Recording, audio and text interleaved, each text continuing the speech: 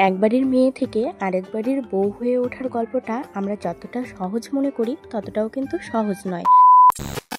Hello everyone, কেমন আছো তোমরা সবাই? আশা করছি তোমরা প্রত্যেকেই খুব ভালো আছো, আমিও খুব ভালো আছি।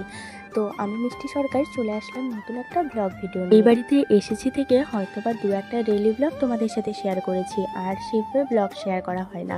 টুকিটাকি এইদিকে ঘুরতে যাওয়া, ওইদিকে ঘুরতে যাওয়া বা এটা সেটা এরকম ধরনের ব্লগ করা হয়। রেগুলার সকাল থেকে বিকেল পর্যন্ত বা রাত্রি পর্যন্ত লাইফস্টাইলটা কেমন কাটে সেগুলো তোমাদের সাথে এখনো পর্যন্ত সেভাবে শেয়ার করা হয়নি। তাই জন্য ভাবলাম যে চলো ডেইলি লাইফস্টাইল ব্লগের মাধ্যমে তোমাদের সাথে শেয়ার করি আমার জীবনযাপন কিভাবে কাটছে। তো দেখো, সকালবেলা ঘুম থেকে উঠে প্রথমে বাসি কাজবাজ করে নিয়েছি, যে এরকম দুঘর ঝাড়া, দুঘর মোছা, জামা কাপড় কাচা, তারপর বাথরুমে যাওয়া এবং স্নান করা হয়ে যাওয়ার পর ঘরে এসে সিঁদুর দিতে হবে। সেই টাইমটার থেকেই আমি ভিডিওটা শুরু করেছি।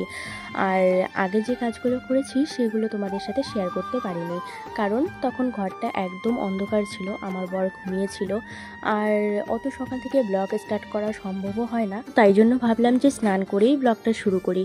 আমি যখন ঘুম থেকে উঠেছি তখন ওই 7:30 মতো বাজে, আর এই কাজবাজ করতে করতে একটু দেরি হয়ে গেল। এখন ধরো এই সময় 8:30 মতো বাজে, তবে ঘড়ির টাইম দেখিনি, আন্দাজে বলে দিলাম, কারণ আমি রোজ দিন সময় দেখে কাজ করার একটা অভ্যেস হয়ে গেছে। তো এই সময়ে এই কাজ শেষ হয়, মানে পুজো করে উঠে যদি আমি ঘড়ির দিকে তাকাই তাহলে দেখবো হ্যাঁ 8:30 বেজে গেছে।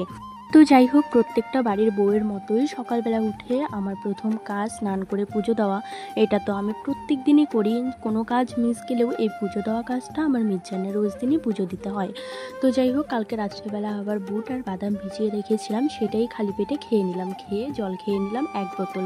আমার যেহেতু সকালবেলা ঘুম থেকে উঠে খালি পেটে জল খাওয়ার অভ্যাস, তা 2-3 দিন আমার শাশুড়িমা দেখেছে আমি খালি পেটেই শুধু জল খাচ্ছি। সেই জন্য বুট আর বাদাম শাশুড়িমাই নিয়ে এসে দিয়েছে, যে বুট আর বাদাম ভিজিয়ে খাবে সকালবেলা, সাথে ওটা দিয়েই জল খাবে। তো যাই হোক, ওইদিকে আমি রান্নাঘরে চা বসিয়ে দিয়ে এসে আমার বরকে ডাকলাম, ওঠো, দেরি হয়ে গেছে, অনেকটা লেট হয়ে গেছে। আর আজকে যেহেতু শনিবার, তাকে দিয়ে জল আনাবো। ঘরে একটুও জল নেই, মানে আমরা কেনা জল খাই তো সেই জলটাই। তা ওকে ডেকে ডেকে উঠালাম। আর একটা অভ্যেস আমার খুব বাজে, আমি একা একা কখনোই চা খেতে পারি না। আমার বর আগে নাকি 9:30 10টা ছাড়া ঘুম থেকে উঠতোই না, আর এখন আমি আসার পর 7:30তেও ওঠে, 8:30তেও ওঠে, আবার 9টাও বাজে, আবার 10টাও বাজে, যেদিন যেরকম। তো আমি তো একা একা চা খেতে পারি না, যদিও বা আমার দিদা শাশুড়ি আছে, তবু বরকে ডাকলাম যে ওঠো, তুমি ছাড়া আমার চা খেতে ভালো লাগে না। পরে ওকে ডেকে উঠালাম, ও উঠে ফ্রেশ হতে গেল, আর আমি এদিকে চা করে নিয়ে এসেছি। গতকালকে রাত্রেবেলা আমি বানিয়েছিলাম পরোটা, আর এদিকে আমার দিদা শাশুড়ি রোজ দিন চায়ের সাথে মুড়ি খান, আর আমাদের জন্য এখানে পাউরুটি নিয়ে এসেছি, মানে আমার হাজব্যান্ড কালকে নিয়ে এসেছে গতকালকে, সেটাই আমি এখানে নিয়ে আসলাম। আমার হাজব্যান্ড আর আমি পাউরুটি দিয়ে চা খাবো। তো চা খাওয়া হয়ে গেছে, তখন বিছানাটা হাফ গুছিয়ে রেখেছিলাম, সোফা টোফাগুলো গোছাতে পারিনি। তো চাটা খাওয়ার পর বাসন টাসন কলের পাড়ে রেখে এসে এইদিকে আবার সোফা ঘরদোর গুছিয়ে নিচ্ছি। এগুলো গুছিয়ে কি করব বলো? আজকে শনিবার, মানে শনিবারে আমার ঘরদোর কখনোই গোছানো থাকে না, কারণ আমার বর সেদিন কাজে যায় না, ছুটিতে থাকে, মানে বাড়িতেই থাকে। তো যাই হোক, ঘরদোর গুছিয়ে এসে আমি এদিকে শরবত বানাচ্ছি। এই সময়টা আমার শ্বশুরমশাইকে আমি রোজ দিন খাবার পাঠাই। তো আজকে আমার শ্বশুরমশাইয়ের পেটটা ভীষণ খারাপ করেছে, তো সেই কারণে আমি শরবত করছি। খাবারের পাশাপাশি রোজ দিন শরবত পাঠাতে হয়। তো আজকে যেহেতু কোনো কিছুই খাবে না, ফোন করে বললো, সেই কারণে শরবত করলাম। আর যেই না শরবত করতে গিয়েছি, আমার একটা ভাই এসেছে তার 2 জন বন্ধুকে নিয়ে। তো ভাইদেরই আর কি শরবত দিচ্ছিলাম, আর একটা বোতলে শরবত আমার শ্বশুরের জন্য পাঠিয়ে দিলাম, আর যেটা ফ্রিজে রাখলাম সেটা আমার শাশুড়িমা এবং আমার হাজব্যান্ডের জন্য রাখলাম। তো যাই হোক, সব কাজবাজ সেরে এবার এসেছি আমি রান্নাঘরে রান্না করার জন্য। তো এদিকে ভাত বসিয়ে দিয়েছি, আর যেহেতু আজকে শনিবার আমাদের নিরামিষ, সেই জন্য এদিকে বুটের ডাল বানাবো।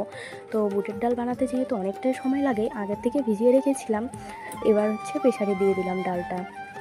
তো চলো, এখন আমার বর তো জল নিয়ে এসেছে, অনেকগুলো বোতলে জল ভরিয়ে নিয়েছি, ফ্রিজেও রেখে দিয়েছি। আর 3টা বোতল খালি ছিল, আমরা জল ভরিয়ে খেয়েছি, ওই 3টা বোতল আবার ভরাচ্ছি ফ্রিজে রাখার জন্য। তো এইদিকে আবার দেখো বাবা অনেকগুলো সবজি বাজার পাঠিয়েছে, সাথে আমার বড়ও কিছু কিছু নিয়ে এসেছে। মানে বর সবজি বাজার করতে পারে না, সে সবজি বাজার নয়, সে দোকানের বাজার করে নিয়ে এসেছে। আর আমার শ্বশুরমশাই সবজি বাজার পাঠিয়ে দিয়েছে। তো এখানে বুদ্ধি করে আমি রান্না করছি, পটল আলু দিয়ে সয়াবিন রসা করব। আর এইদিকে দেখো কত সুন্দর একটা মশলা করে নিয়েছি, যেহেতু বাটাবাটি গরমের মধ্যে ভীষণ প্রবলেম হয়, এই কারণে আজকে গুঁড়ো মশলা দিয়েই করব। জিরে, লঙ্কা গুঁড়ো আর হচ্ছে হলুদ দিয়েছি, সাথে আদা কুচিয়ে দিয়েছি, ওটা দিয়েই সয়াবিনের তরকারি করেছি। আর রান্না হয়ে যাওয়ার পর আমি যদি ভাত না খাই আমার শাশুড়ি মা ভীষণ রাগ করে, মানে খেতে হবেই, কারণ আমাদের এই বাড়িতে যত তাড়াতাড়ি রান্নাবান্না হোক না কেন খেতে খেতে আমাদের সেই 4টাই বাজে। তো সেই কারণে আমার শাশুড়ি মা বললো ভাত খেয়ে নাও। আর যেহেতু প্রচুর গরম পড়েছে বাইরে, সেই জন্য আমি গরম ভাতে জল ঢেলে সেটাকে পান্তা বানিয়ে খেলাম, পান্তা ভাত হিসাবে।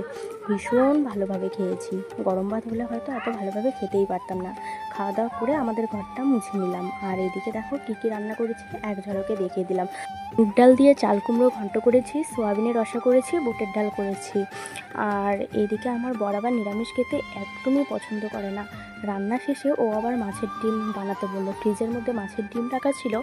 ও তো মানে আমিষ ভালোই বাসে না, সেই কারণে ওর জন্য পরে মাছের ডিম বানানো হলো। তো রান্নাবান্না শেষ, এখন আবার আমি ফ্রেশ হব। মাছের ডিমটা গ্যাসের মধ্যে হচ্ছে, হালকা আঁচ দিয়ে রেখে এসেছি। আর এদিকে আমি 2 ঘর ঝেড়ে নিলাম এবং বারান্দাটা মুছে নিব, কারণ রান্নাবান্না শেষে রোজ দিন মানে আমি তো সকালবেলা করে ঘর মুছি, শাশুড়ি মা আবার পরে একবার করে মুছে নেয়। তো সেই কারণে আমি ঘরগুলো ঝেড়ে নিলাম। যদি ইচ্ছে হয় আমার শাশুড়ি মা ঘর মুছলে মুছবে, নয়তো বারান্দায় বসে সবজি কেটেছি ওই বারান্দাটাই আর কি মুছে নেব। আর মাঝখানে মাছের ডিমটাও নামিয়ে নিয়েছি। আর যেহেতু ওটা আমিষ, সেই জন্য আমার ঘরের মেঝেতে রেখে গিয়েছি। আর নিরামিষ যেগুলো ছিল সেগুলো রান্নাঘরে রেখেছি। আর এত গরমের মধ্যে সকাল সকাল স্নান করে হাতের সামনে যে নাইটিটা পেয়েছি সেটাই পরেছি। একটা গেঞ্জি কাপড়ের নাইটি পরেছি, এত বেশি গরম লাগছিল, মনে হচ্ছে কখন গায়ে জল ঢালবো। যাই হোক, রান্নাবান্না করে প্রত্যেক দিনই আমি স্নান করি। তো সেই কারণে স্নান করার আগে আমাকে গ্যাস পরিষ্কার করতে হয়, গ্যাস মুছবো, সাথে যে রান্না করব সামনে যে টিনটা সেটাও পরিষ্কার করতে হয়। 2000 years later. এত গরমে কাজবাজ করে স্নান করে কী যে একটা শান্তি পেলাম কীভাবে বোঝাবো। যাই হোক, অনেকটা শান্তি পেলাম। আর এতক্ষণ পরেছিলাম একটা গেঞ্জি কাপড়ের নাইটি, সেটাতে বেশি গরম লাগছে। আর এখন পরলাম একটা সুতি নাইটি, এটা এবার ষষ্ঠীতে মা দিয়েছিল, বাড়িতে গিয়েছিলাম যখন তখন। তো সেটাই আর কি আমার দিদা শাশুড়িকে বললাম, দিদা এই নাইটিটা একটু আমাকে চাপিয়ে নিয়ে এসে দাও, এই নাইটিটা পরবো, কারণ নাইটির কাপড়টা ভীষণ পাতলা আর ভীষণ সফট, পরে অনেক আরাম পেয়েছি। তো যাই হোক, তোমরা হয়তো ভাবতে পারো আমি সিঁদুরটা এই দিকে ঘুরে কেন দিলাম, ওই দিকে তো ড্রেসিং টেবিল রয়েছে। আসলে ড্রেসিং টেবিলটা আমাদের যেদিকে রয়েছে সেদিক করে নাকি সিঁদুর দিতে হয় না, সেই কারণে আমি সিঁদুরটা উল্টা দিক হয়ে ছোটো আয়না রেখে দিই। তো এদিকে আবার ড্রেসিং টেবিলের সামনে যখন দিয়েছি দেখি ওই যে দেখো একটা পাউডারের কৌটা রাখা আছে।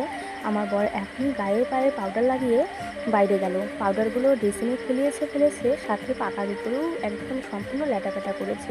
সেগুলোই আবার পরিষ্কার করলাম। স্নান করে একটু শুবো, রেস্ট করবো ভেবেছি। এদিকে দেখো আবার কতগুলো জামা কাপড়, এই জামা প্যান্টগুলো সব গুছিয়েই রাখা ছিল। আমার বর এসে মানে শুধু পরে দেখলো, তাকে ভালো লাগছে না, তুলে আবার সোফার মধ্যে জড়ো করে রেখে গেল। ওই যে দেখো সোফার মধ্যে যে জামা কাপড় দেখতে পাচ্ছ, শুধু একটা নাইটি আমার আর একটা কুর্তি ছিল আমার, আর যত জামা রয়েছে সবগুলো আমার বরের। একটু আগেও টেনে বের করে সোফার মধ্যে রেখে দিয়ে গেল। এই কারণেই আমি একটু আগে বললাম যে শনিবার করে আমি একটুও রেস্ট পাই না। ও বাড়িতে থাকে সারাদিন, ঘর আমার অগোছালো করতেই থাকে। আর আমি অগোছালো ঘর একদমই রাখি না।